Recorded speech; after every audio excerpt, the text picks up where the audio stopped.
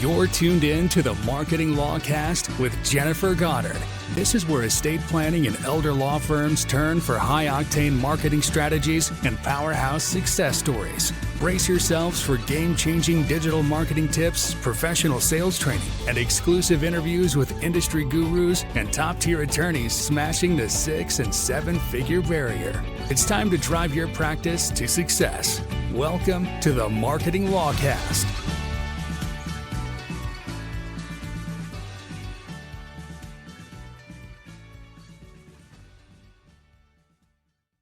Next up, search engine optimization. Does your website come up in a local search? I'm just giving you an example here.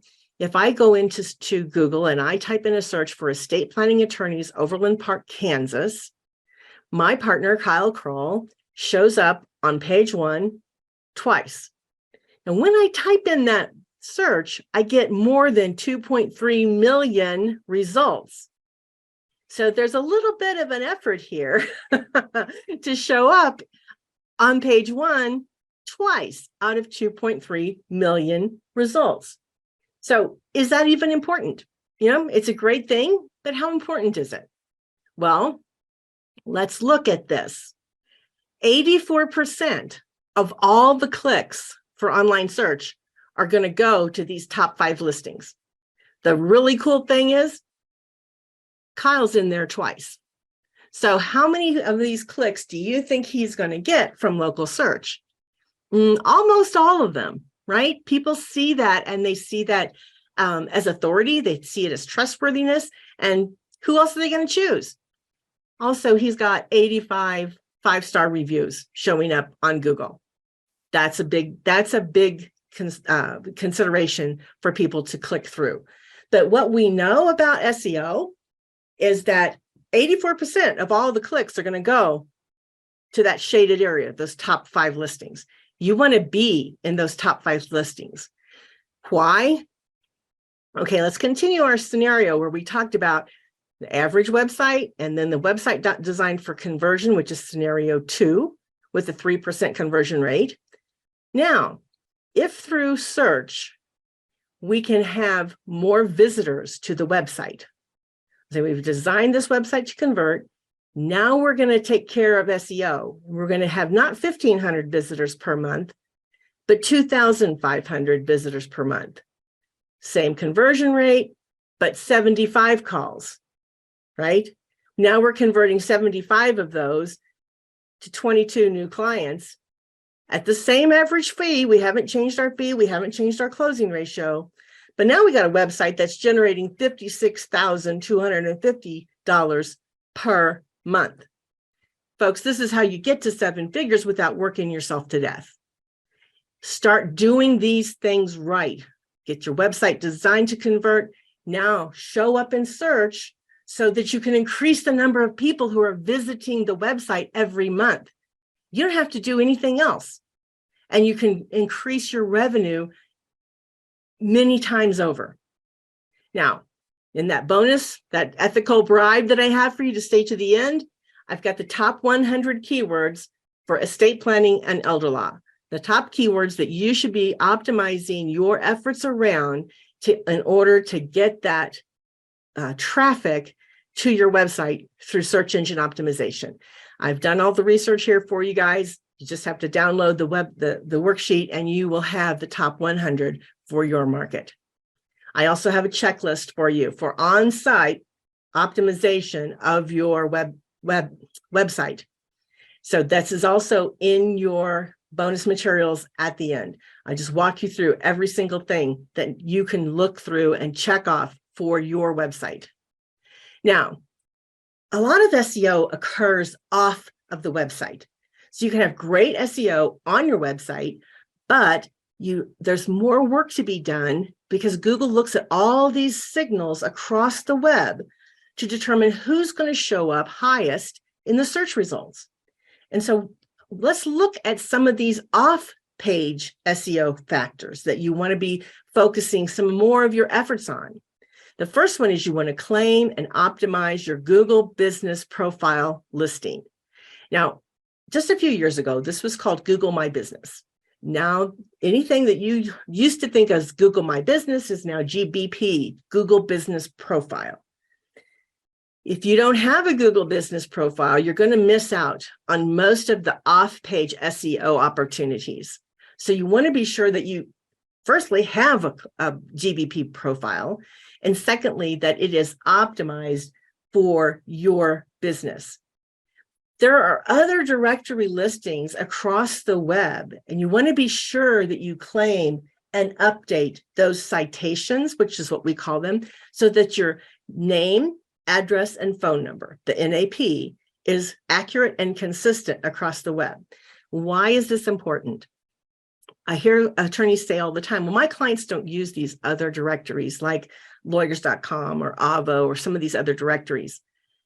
Your clients may not use them, but Google does. And so it's all about sending the signals to Google as to who you are and how much authority and credibility you have. So when these citations either don't exist or they are inaccurate, it's going to harm your SEO. And in a competitive market, it can be the difference between being in that top 5 or being 15. So you want to be sure that you're doing all these off-page SEO things as well, particularly if you are in a competitive market. Now, reviews. I told you about that EEAT, and the first E is experience. That's where your Google reviews are so important to your SEO. Now, Google reviews are also important to your conversion rate. They're also important to your click-through rate. They tell the prospect that you are trustworthy. But you know what, guys? They also tell Google that you're trustworthy. And so getting those 5-star reviews is extremely important, even more so than it used to be in terms of showing up in the Google search results. It's not enough to just sort of do this haphazardly, guys. So you have 5, you have 10 Google reviews, and you're going to be showing up in the search results in competition with people who have, like Kyle, 84. Some people have even more than that. So you need to use an automated system to get these Google reviews from your happy clients and then syndicate those reviews back to display on your website. And that's where a system or a platform like Bright Local or Birdeye can really be helpful to you to automate the requesting of reviews, to make sure that you're responding to reviews as they are posted, and then to syndicate them back to show them on your website. And you don't want to just copy and paste them onto your website. You really want to syndicate them back so that Google makes that connection between the reviews on Google and the reviews that are showing up on your website. Now, you also want to have a content marketing plan so that you are deploying strategically optimized content onto your website and syndicating it across the web, where you are the authority who created that content. And that's part of the strategy of creating backlinks. All of these are a strategy for ethical backlinking that will drive you to the top of the search results. And they become especially important when you're in competitive markets. These are the things that the folks that are showing up at the top of search in metropolitan markets, these are the things that they're doing, and why you may be struggling because you aren't seeing the off-page SEO that needs to be done in order to beat the competition or meet the competition. So some of the places where you may look to start building backlinks to your website, it's an Avvo profile, lawyers.com, Justia, FindLaw, Super Lawyers, all of these legal directories that are online, almost all of them will have a free profile that you can claim and build out. And then that link to your website gives Google a signal of your authority and of your credibility and your trustworthiness. So you want to be sure that you are claiming all these profiles and actively building out the profile and optimizing it, making sure that you have a backlink to your website. Okay, just to kind of summarize your SEO highlights, it's so important to driving traffic to that conversion designed website. Your on-page SEO, you have a page for each practice area and major city that you serve. You optimize your titles, you have unique content for every page.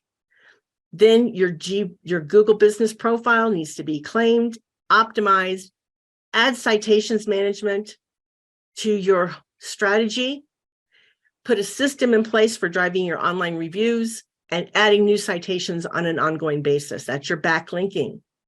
Then you will want to be pushing new blogs out on a regular basis and syndicating those across the web and leveraging those signals. There's the EEAT: experience, expertise, authority, and trust. That's the newest Google algorithm update. And it's a big update. It's not like a tweak. It's a major update that we have to like re-engineer all of our marketing around that update.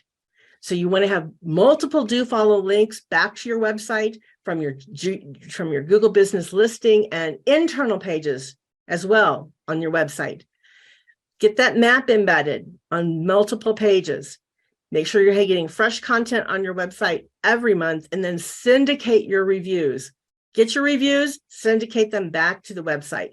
It's all about sending these signals to Google that you have authority, trustworthiness, and one of the big signals is that experience from user-generated content. Now, that's how you get ranked for universal results, but how also are you ranking on the Google map? If you're not familiar with that, I just want to highlight, these are the results for the Google map. This is where you see these results. How important are they?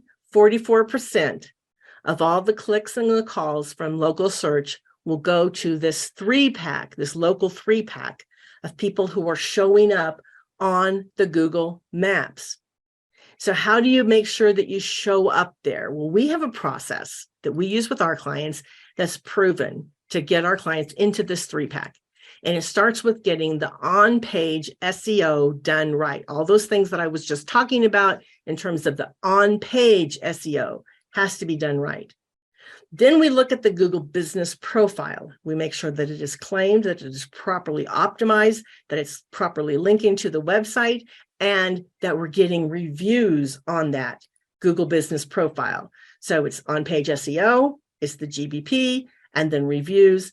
And then we look at the backlinking strategy, all those citations and all of the content that we produce and syndicate across the web to create those backlinks. When you have all 3 of those working for you, then you're going to show up in that 3-pack. And you have to do it better than everybody else in your market. There's only 3 that come up in that 3-pack, and that's where 44% of all the clicks for local search are awarded to the people in that 3-pack. Very small group of folks who are getting all of these things right.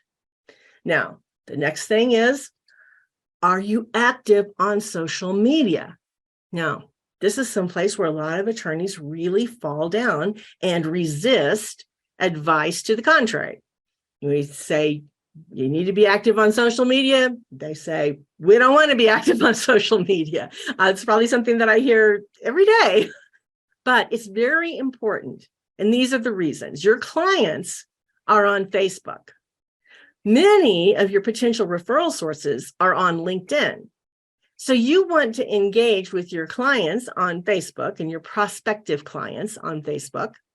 And you want to engage with your referral sources and your prospective referral sources on LinkedIn.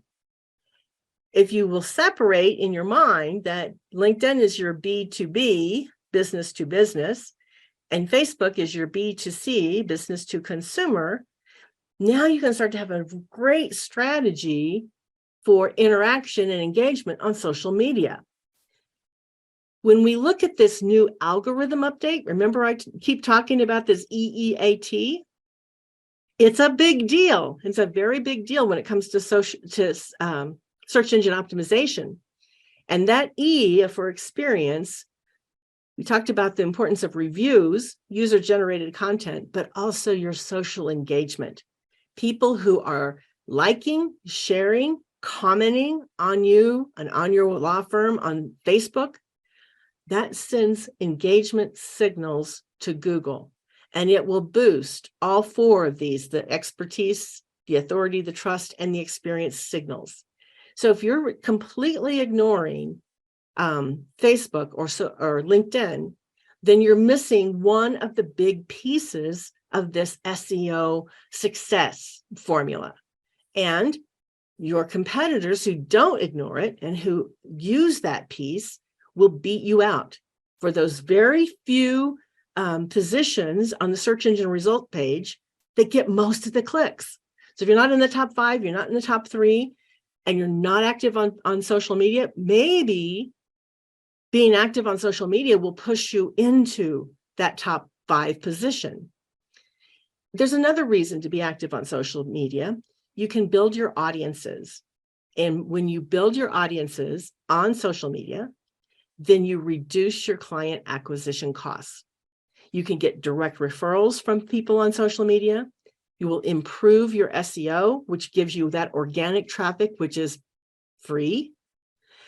And then you also can retarget to people who have engaged with you on Facebook to generate highly qualified, low-cost leads.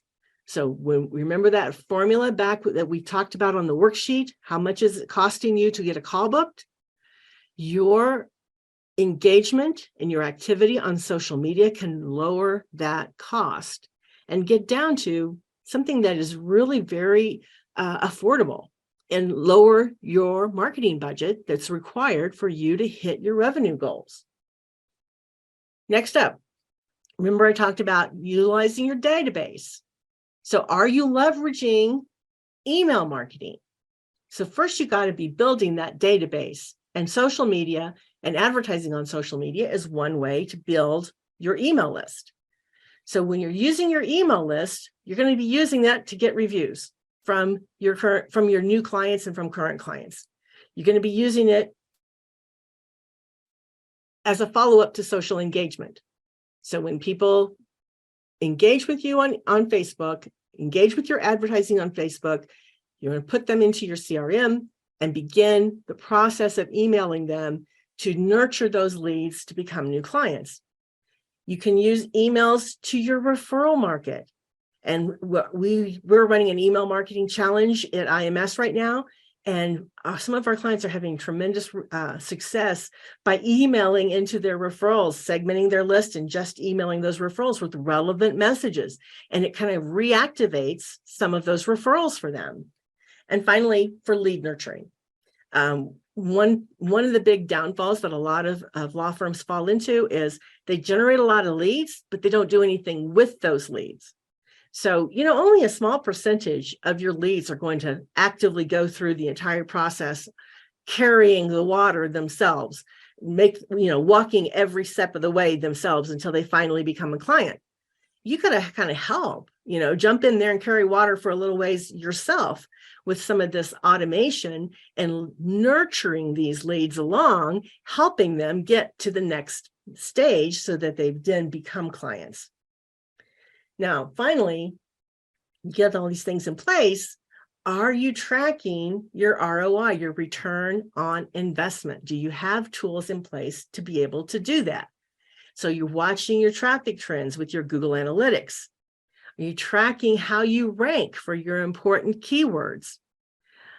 Are you tracking how many people call you from your website directly with a tracking phone number on your site? We use CallRail. You guys can use CallRail yourselves. You can just callrail.com, go visit them, see if you can get a tracking number and stick that on your website so that you know how many people are calling you directly from your website.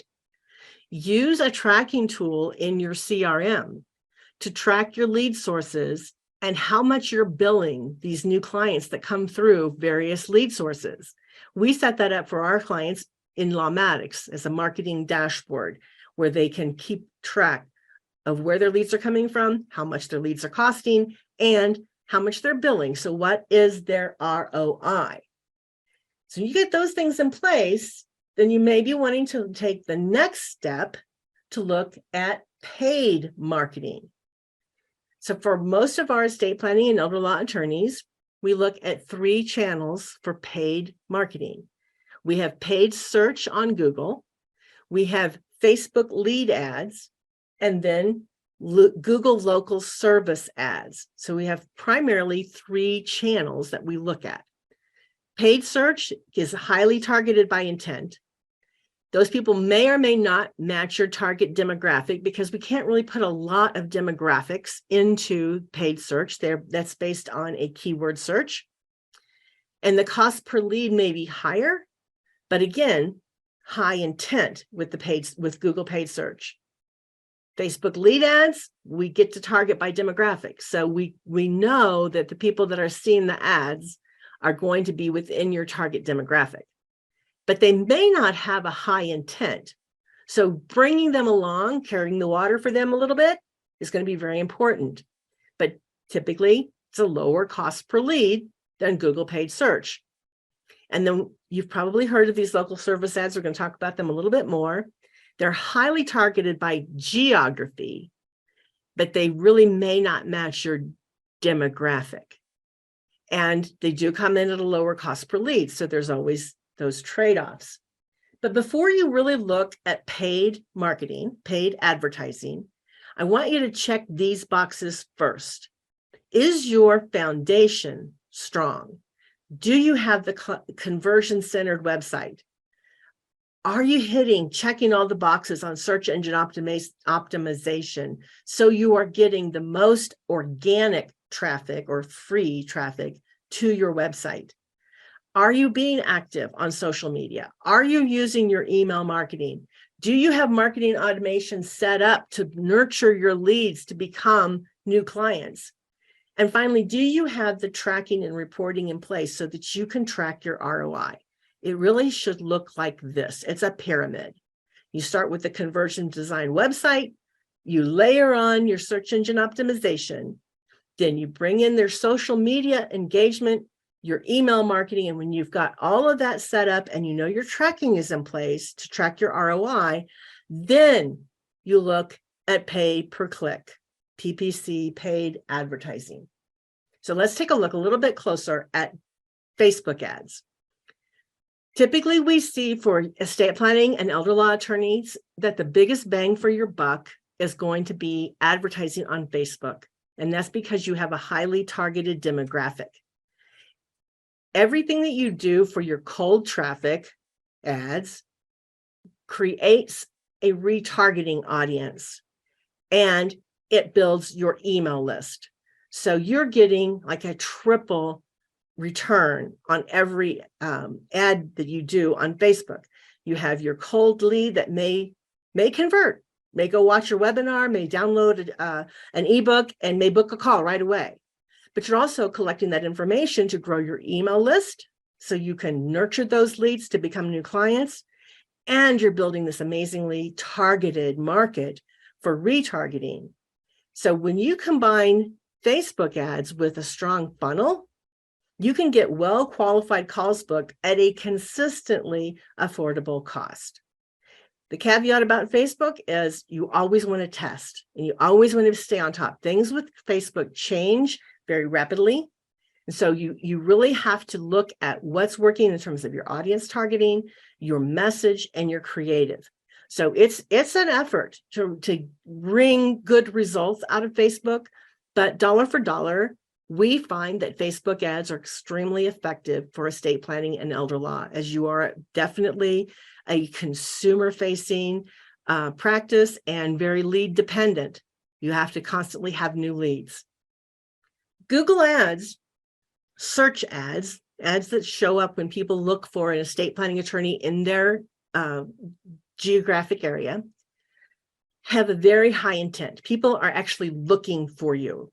Okay, they went online and they typed in a search for an estate planning attorney in their city. So it's a high intent. And the trade-off is the higher cost per lead. Google ads usually do require professional management in order to get a good ROI.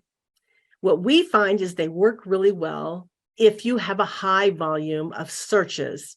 If you're focused on a high volume search term in your market, then Google ads can really work well. If you want to take a step into Google Ads, a good place to start is if you have a probate practice, probate is a good starting point to begin pay-per-click ads, because when people need a probate attorney, they need one. They need one right now. So it's a high intent. So if you have a probate practice and probate is something that you want to do more of, then Google search ads would be a good first step for you for pay-per-click. Remembering that you've already checked all the other boxes that we talked about, okay? So that you'll get the best ROI if you've got your SEO and your website all set up, you've checked all those boxes, and then you say, okay, I'd like to try a little pay-per-click, and probate is a great place for you to start your pay-per-click campaign. That's a wrap on this edition of the Marketing Lawcast. Thanks for joining us. Head over to www.imsrocks.com for more growth-focused insights. If you're ready to skyrocket your firm's marketing, don't hesitate to book a free discovery call with our team right on our website. Here's to your success. See you next time.